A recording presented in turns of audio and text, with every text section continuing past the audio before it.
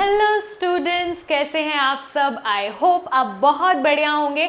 आपने बेसिक्स को अपने कवर कर लिया होगा। हमने नेशनल इनकम की तीनों मेथड्स कवर कर लिए, राइट। हमने value based method, income method, expenditure method, हमने सब कवर कर लिया। अब एक लास्ट टॉपिक बचता है, लेकिन बहुत इंपॉर्टेंट टॉपिक बचता है। एग्जाम में तो 100% आएगा, गारंटी के साथ आएगा बोर्ड्स एग्जाम में, राइट। देखते हैं national income at current price and national income at constant price. अब ये क्या होता है, let's see that. National income क्या होता है? नेशनल इनकम मतलब क्या? Money value of all final goods and services. Current price मतलब क्या? करंट प्राइस मतलब जो साल हमारा चल रहा है, करंट ईयर। अभी कौन सा ईयर चल रहा है अगर मैं देखूं तो 2024-25। तो करंट ईयर के प्राइजेस के अकॉर्डिंग अगर मैंने नेशनल इनकम को कैलकुलेट किया है तो that is national income at current price. Definition के अकॉर्डिंग क्या बोलता है, आइए देखते हैं। Money value of final goods and services produced by normal residents of the country in a year. इधर तक तो नेशनल इनकम की डेफिनेशन है।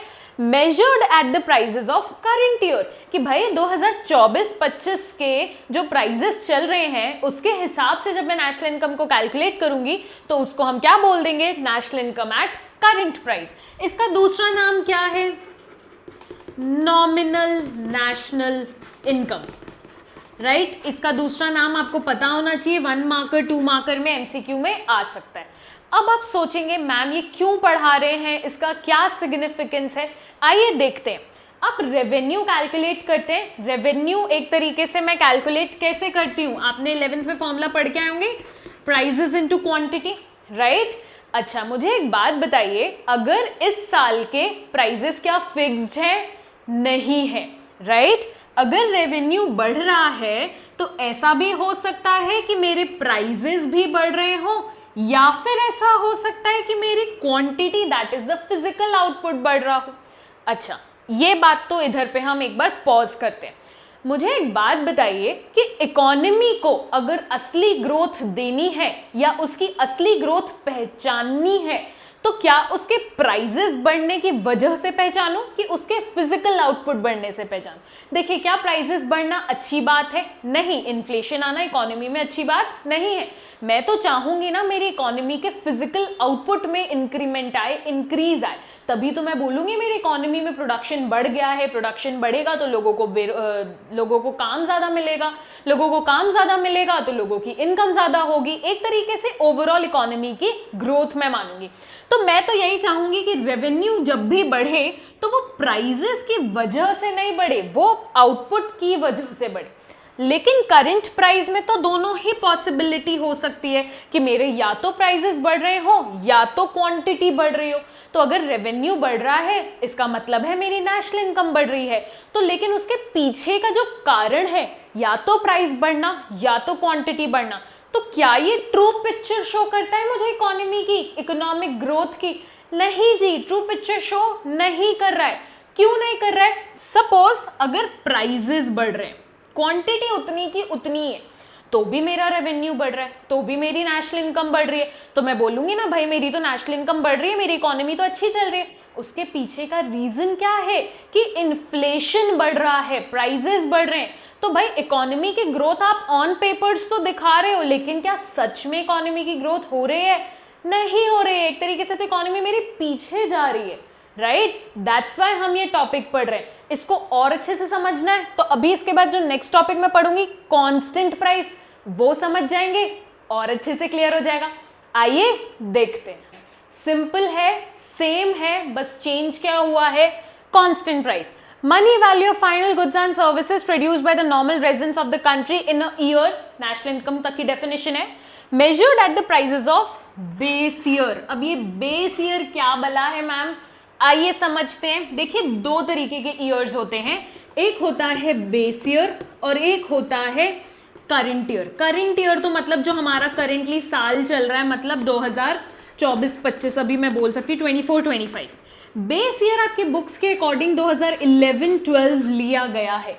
ये 2011-12 ही क्यों बेस ईयर, आपके दिमाग में क्वेश्चन होगा। देखिए, बेस ईयर मतलब कोई चीज का बेस बनाना, कंपैरिजन ईयर। तो कंपैरिजन ईयर हमेशा ऐसा होता है जिसमें कि ज्यादा चेंजेस नहीं हो, ज्यादा कोई ड्रास्टिक चेंजेस नहीं आए हो, प्राइसेस के फ्लक्चुएशन ज्यादा नहीं हो। क्या मैं बेस ईयर 2020-21 को ले सकती हूँ? नहीं ले सकती, क्योंकि that was a Covid year, right. बहुत ज्यादा फ्लक्चुएशंस आए थे, हमारी कंट्री लॉकडाउन में थी, तो जितने भी फैक्टर्स थे, इकोनॉमिक फैक्टर्स थे, वो उतने अच्छे से काम नहीं कर रहे थे, एबनॉर्मल ईयर था, राइट। तो 2011-12 अभी तक के सालों में सबसे स्टेबल ईयर रहा है, इस वजह से इसको बेस ईयर माना गया है। अगर आपसे क्वेश्चन पूछा जाएगा, base year is fixed, base year आप अपने अकॉर्डिंग चेंज अभी नहीं कर सकते, ये गवर्नमेंट फिक्स करती है, राइट। तो जितनी भी national income on the basis of 2011-12 के प्राइसेस के अकॉर्डिंग निकाली गई है, उसको हम क्या बोलेंगे? National income at constant price. Word constant क्यों यूज हुआ, आइए देखते हैं। अगर मुझे रेवेन्यू निकालना है तो मैं क्या करूं? अगर मुझे रेवेन्यू इस साल का निकालना है, मैं बात कर रही हूं रेवेन्यू 2024-25 की निकालने की, लेकिन प्राइजेस किसके कंसिडर करूंगी? जो 2011-12 में चले आ रहे हैं, राइट। प्राइजेस तो भाई फिक्स्ड है, क्योंकि 11-12 के अकॉर्डिंग ही मुझे प्राइजेस लेने हैं, तो दिस इज तो fixed. Can I put a dash on, ऊपर बोल सकती हूँ कि भाई ये कांस्टेंट का मार्क लगा दिया। रेवेन्यू बढ़ेगा तो किसकी वजह से बढ़ेगा? क्वांटिटी में ऊपर जाएगा तो बढ़ेगा, मतलब फिजिकल आउटपुट बढ़ेगा तो ही रेवेन्यू बढ़ेगा। कम होगा तो क्वांटिटी कम होगी तो ही बढ़ेगा। तो ये तो भाई बिल्कुल ट्रू पिक्चर दिखा रहा है मुझे इकोनॉमिक ग्रोथ की, कि भाई अगर फिजिकल आउटपुट बढ़ता है तो मेरा रेवेन्यू बढ़ता है, रेवेन्यू बढ़ता है तो नेशनल इनकम बढ़ता है, राइट। कम होता है तो सिंपल फिजिकल आउटपुट की वजह से ही कम होता है। तो अगर मैं आपसे एक लाइनर क्वेश्चन पूछूं कि कौन सी नेशनल इनकम, कांस्टेंट प्राइस की करंट प्राइस, कौन सी मेरी इकोनॉमिक ग्रोथ की ट्रू पिक्चर शो करता है, आपका जवाब क्या होना चाहिए? भाई national income at constant price. Constant क्यों? क्योंकि prices are constant here, right. इसका दूसरा नाम क्या होगा? Real national income.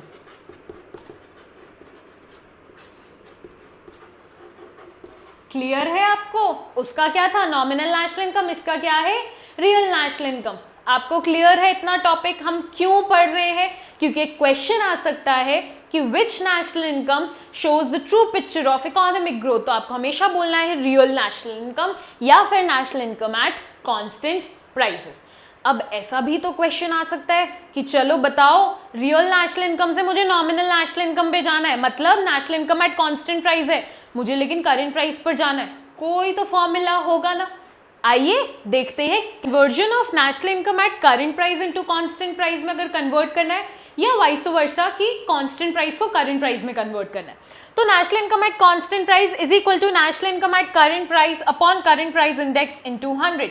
Current price index क्या, आपने इंडेक्स नंबर्स 11th में पढ़ा हुआ है, right. It will be a whole number, आपको एक गिवन होगा, और कोई भी रुपीज में नहीं होगा, कभी भी इंडेक्स नंबर कोई भी यूनिट्स में नहीं होता है, राइट। ये आपका रुपीज डॉलर किसी में भी हो सकता है, ये आपका रुपीज डॉलर किसी में भी हो सकता है। This is the formula, just आपको फॉर्मूला में पुट करने आएगा, नथिंग कॉम्प्लिकेटेड, राइट। किसी बच्चे को स्क्रीनशॉट लेना है तो they can take it, okay.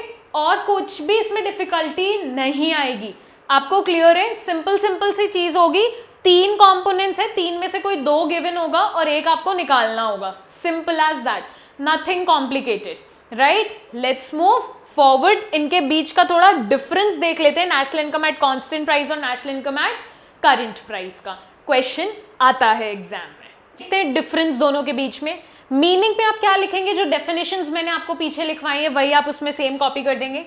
Index of economic growth not a good tool, भाई करंट प्राइस वाला तो नॉट अ गुड टूल, क्योंकि it doesn't show the true picture. ये मैं बोल सकती हूँ it is a better tool, क्योंकि ये मेरे को ट्रू पिक्चर शो करता है। कॉजेज ऑफ चेंज, किसकी वजह से चेंज आता है? इसमें तो बोथ प्राइस भी चेंज हो सकता है एंड क्वांटिटी भी चेंज हो सकती है। इसमें क्या होगा? कांस्टेंट प्राइस में ओनली क्वांटिटी चेंज होती है, प्राइस तो कांस्टेंट रहता है ना, ओके।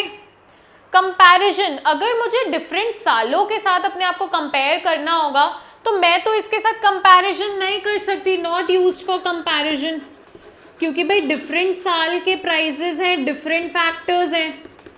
लेकिन इसमें तो can be used for comparison, क्योंकि प्राइसेस तो फिक्स्ड हैं। और प्राइजेस फिक्स्ड है, तो मैं असली प्योर कंपैरिजन किसका कर सकती हूँ, फिजिकल आउटपुट का, क्योंकि चेंजेस किस में आ रहे हैं, सिर्फ क्वांटिटी में चेंजेस आ रहे हैं। कैलकुलेशन, देखिए एक इंपॉर्टेंट चीज रह गई बताना, कैलकुलेशन कैसे होता है करंट प्राइस में, कैसे मैं कैलकुलेट कर रही थी, revenue is equal to price into quantity. जब Q के नीचे 1 लिखा हो और प्राइस के नीचे भी 1 लिखा हो ना, that means current price and current quantity, 1 indicates that. इसमें क्या होगा, प्राइजेस तो मेरे क्या है बेस ईयर के, लेकिन क्वांटिटी क्या है करंट ईयर की। मैं तो करंट ईयर की क्वांटिटी ही लेके चलूंगी ना, मुझे उस साल की क्वांटिटी से क्या लेना देना, राइट। तो whenever 0 is indicated it means that वो बेस ईयर के प्राइस की बात कर रहा है। अगर Q के नीचे 0 लिखा हुआ है मतलब क्या, कि वो बेस ईयर की क्वांटिटी की बात कर रहा है। तो डेफिनेटली 0 जब नीचे लिखा होता है ना सबस्क्रिप्ट में, तो हम मान लेते हैं वो बेस ईयर के बारे में बात कर रहे हैं। And when 1 is written we consider that it is talking about the current year, right. तो हम इसको कैसे कैलकुलेट करते हैं, मेरी करंट ईयर की प्राइस होती है, करंट ईयर की क्वांटिटी होती है। इसमें प्राइस तो मैं बेस ईयर का ही लेती हूँ, लेकिन क्वांटिटी मैं इस साल के बारे में बात कर रही हूँ। What is the alternate name for current price, nominal national income, पढ़ चुके हैं हम। What is the alternate name, real national income. Clear है आपको, सारी चीजें आपने पढ़ी हुई थी बट पॉइंटर्स निकाल दी। अगर कल को 4 मार्कर 6 मार्कर में क्वेश्चन आए, आपके पास पॉइंटर्स होने चाहिए लिखने के लिए, राइट। क्लियर है, आइए मूव ऑन करते हैं नॉमिनल जीडीपी में और रियल जीडीपी में। बहुत ही सिंपल है, हमने नॉमिनल नेशनल इनकम और रियल नेशनल इनकम पढ़ लिया है ना, वैसा ही सेम है बिल्कुल। रियल जीडीपी किससे निकल कर आती है, national income at constant price. तो रियल जीडीपी का मतलब क्या हुआ, जीडीपी कैलकुलेट करना on the basis of base year के प्राइसेस पे। नॉमिनल जीडीपी किससे निकल कर आती है, national income at current price. मतलब नॉमिनल जीडीपी मतलब वो जीडीपी जो किसके बेसिस पर होती है, करंट ईयर के प्राइसेस पर होती है। दोनों में से कौन सा बेटर, इन दोनों में से कौन सा बेटर होता था, ये बेटर होता था। तो रियल जीडीपी और नॉमिनल जीडीपी में कौन बेटर होगा, रियल जीडीपी बेटर होगा, because it shows the true picture of the economic growth, right. Can real GDP be more than nominal GDP, एक क्वेश्चन आता है। तो ये कौन से प्राइसेस पर बेस्ड होता था, प्राइसेस ऑफ बेस ईयर। ये कौन से प्राइसेस पर बेस्ड होता था, prices of current year. Simple फंडा है, टेंशन नहीं लेने का। रियल जीडीपी ज्यादा होगी जब प्राइसेस ऑफ बेस ईयर ज्यादा होंगे, इक्वल होगी जब ये दोनों इक्वल होंगे, लेस देन होगी जब ये दोनों लेस देन होंगे। कोई टेंशन की बात है क्या, बिल्कुल सिंपल टॉपिक है, कोई दिक्कत परेशानी वाली कोई बात ही नहीं है। अब आते हैं फॉर्मूले पे, हमने क्या पढ़ा हुआ है फॉर्मूला,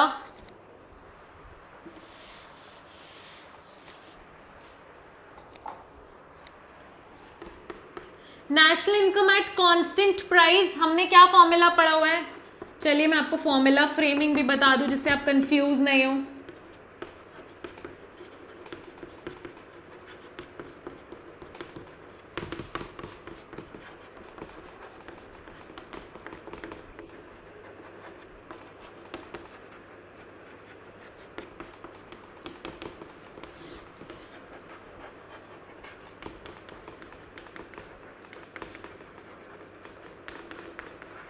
हमने ये पढ़ा हुआ है, ठीक है, ये हमने भी देखा। अगर मुझे इसको रियल जीडीपी और नॉमिनल जीडीपी में कन्वर्ट करना हो एट कांस्टेंट प्राइस, मतलब यहां क्या लिख दूं मैं, real GDP. Eight current price मतलब कौन सी जीडीपी लिख दूं मैं, नॉमिनल जीडीपी। लो भाई, बन गया फॉर्मूला रियल जीडीपी से नॉमिनल जीडीपी में कन्वर्ट करने का, या नॉमिनल जीडीपी से रियल जीडीपी में कन्वर्ट करने का। बिल्कुल स्ट्रेस नहीं लेना है पढ़ाई का, चीजें बहुत सिंपल है, हमको सिर्फ हैक्स ढूंढने, राइट। क्लियर है, नॉमिनल जीडीपी और रियल जीडीपी का भी कॉन्सेप्ट। रियल और नॉमिनल तो हमने वर्ड्स ऑलरेडी पढ़े हुए थे, बस उसको मैंने आगे जीडीपी जोड़ दिया, दैट्स इट। चलिए 2 छोटे से टॉपिक और बचे हैं, एक बचा है जीडीपी डिफ्लेटर, वो देखते हैं, वो भी बिल्कुल फॉर्मूला बेस्ड है, और एक डेफिनेशन है जो आपको पता होनी चाहिए, that's it. Let's see that. GDP deflator क्या होता है? देखिए ये ना नया नया आपके सिलेबस में ऐड हुआ है, तो इसके चांसेस थोड़े हाई हो जाते हैं आने के एग्जाम में, तो अच्छे से पढ़िएगा। ऑल्दो ये 1 मार्क या 2 मार्क से ऊपर नहीं आ सकता है। जीडीपी डिफ्लेटर मतलब क्या होता है पहले समझते हैं। नॉमिनल जीडीपी किस पे बेस्ड होती है? करंट प्राइस पर। ये किस पे बेस्ड होती है? बेस प्राइस पर, या फिर बेस प्राइस ही बोल लीजिए या कांस्टेंट प्राइस बोल लीजिए। अब इन दोनों में जो डिफरेंस है ना, जीडीपी डिफ्लेटर सिर्फ क्या मेजर करता है? इन दोनों का एवरेज प्राइस, मतलब बीच का सेटलमेंट करना, एवरेज प्राइसेस निकाल देना जो कि जीडीपी को बनाता है। measures the average level of prices of all goods and services that make up GDP। GDP जिस प्राइजेस पर निकलती है, बेसिकली करंट प्राइस और बेस प्राइस के जो बीच का डिफरेंस होता है इनके, उसको एवरेज आउट करता है।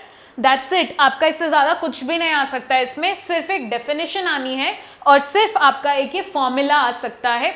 GDP deflator average level of prices निकालता है, मतलब ये भी रुपीज या डॉलर्स जिस भी टर्म्स में होगा उस टर्म्स में आंसर आएगा आपका, राइट। ज्यादा से ज्यादा क्या होगा? न्यूमेरिकल आ जाएगा जिसमें कि 3 चीजें हैं तो 2 चीजें गिवन होंगी, राइट। तो आपको फॉर्मूला पता होना चाहिए। क्लियर है? आगे बढ़े। Last topic and the most important topic, right, आएगा ही आएगा एग्जाम में, श्योर शॉर्ट है। ओके, आपको ये 4 मार्कर में फिक्स्ड क्वेश्चन है, हर साल बोर्ड्स में आ रहा है। Okay, let's see that. GDP and welfare, बिल्कुल देसी भाषा में इसको पढ़ाऊंगी। क्या जीडीपी बढ़ने से हम बोल सकते हैं मेरी इकोनॉमी का वेलफेयर बढ़ रहा है? वेलफेयर का मतलब क्या? वेलफेयर मतलब कि लोगों का वेलबींग, लोगों को जो रिसोर्सेज अवेलेबल है, पर हेड अवेलेबिलिटी रिसोर्सेज की बढ़ रही है क्या अगर जीडीपी बढ़ रहा है तो?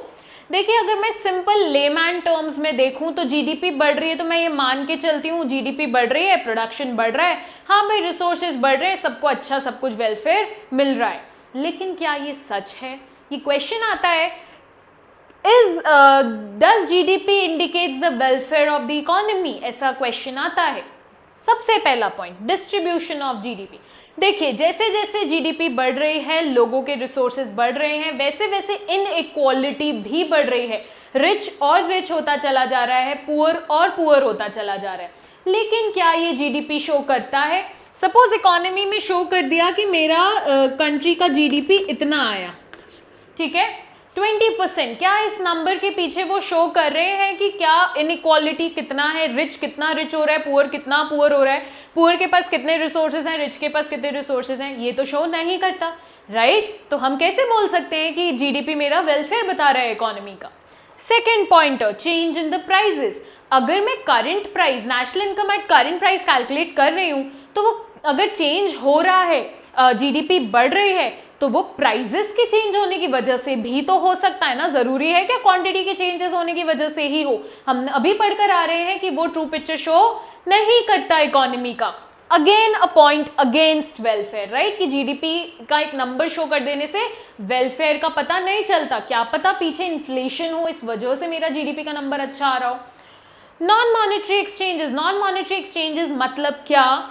कि जिससे कि कोई मॉनेटरी ट्रांजैक्शंस नहीं हो रहे, जैसे हाउसवाइफ्स हैं, हमारी मदर्स हैं जो काम कर रही हैं, जिनकी वजह से हमारी इकोनॉमी बहुत इफेक्ट हो रही है, लेकिन क्या हम उनका डेटा इनटू कंसिडरेशन लेते हैं? हम लेजर टाइम पे अपने बहुत सारी चीजें करते हैं जिसकी वजह से इकोनॉमी बहुत इफेक्ट होती है। हम किचन गार्डनिंग करते हैं, क्या इसका डेटा अवेलेबल है? नहीं है डेटा अवेलेबल। वो चीजें मैं इकोनॉमी में इंक्लूड करती भी नहीं हूं, तो जीडीपी में वो सारी चीजें तो इंक्लूड होती ही नहीं है। लेकिन ये सारी चीजें इंपॉर्टेंट है हमारे वेलफेयर के लिए, करेक्ट।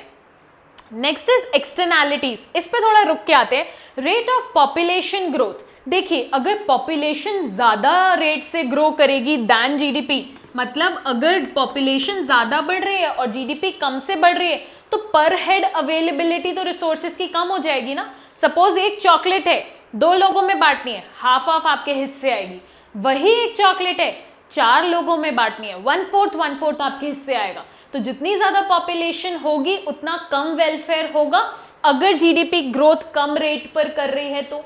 लेकिन ये तो कोई नहीं बताता कि पॉपुलेशन ग्रोथ कितनी हो रही है, जीडीपी में हम कंसिडरेशन में नहीं लेते हैं, तो क्या ये मेरा वेलफेयर बता रहा है?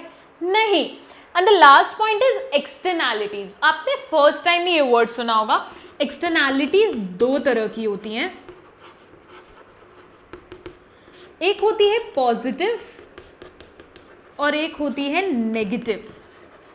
एक्सटर्नैलिटी का मतलब क्या होता है? एक्सटर्नैलिटी मतलब होता है कि थर्ड पार्टी की वजह से आपको कितना फायदा हो रहा है। सपोज फॉर एग्जाम्पल मेरा एक बिजनेस है, लेकिन उस बिजनेस के अराउंड जहां पर मेरा बिजनेस है बहुत इन्वायरमेंटल पोल्यूशन है, जिसकी वजह से मेरा बिजनेस इफेक्ट हो रहा है। तो क्या मैं इन्वायरमेंटल पोल्यूशन पे कोई फाइन लगाने जाऊंगी या लोगों को बोलूंगी कि तुमने अगर बहुत सारी गाड़ियां चलाई या बहुत पोल्यूशन क्रिएट किया तो मैं तुम्हें फाइन दूंगी? नहीं, मेरा कंट्रोल उस चीज पर नहीं है। लेकिन उस फैक्टर के वजह से मेरा बिजनेस तो बहुत ज्यादा इफेक्ट हो रहा है ना। तो वो क्या हुई? नेगेटिव एक्सटर्नैलिटी, कि किसी थर्ड पार्टी की वजह से, थर्ड पर्सन, इंडिविजुअल, फर्म, कुछ भी हो सकता है, कोई भी फैक्टर की वजह से जब मेरा बिजनेस इफेक्ट हो तो उसको हम क्या बोलते हैं? एक्सटर्नैलिटी। वो नेगेटिव भी हो सकता है। नेगेटिव का एग्जाम्पल मैंने दिया। पॉजिटिव का एग्जाम्पल, पब्लिक पार्क्स बने हुए हैं, हमारे स्ट्रीट लाइट्स हैं। क्या आप पब्लिक पार्क से जो आपका वेलफेयर हो रहा है उसके लिए आप कुछ उनको पे करते हो? नहीं पे करते। क्या स्ट्रीट लाइट्स जो लगी हुई हैं उनको आप पे करते हो?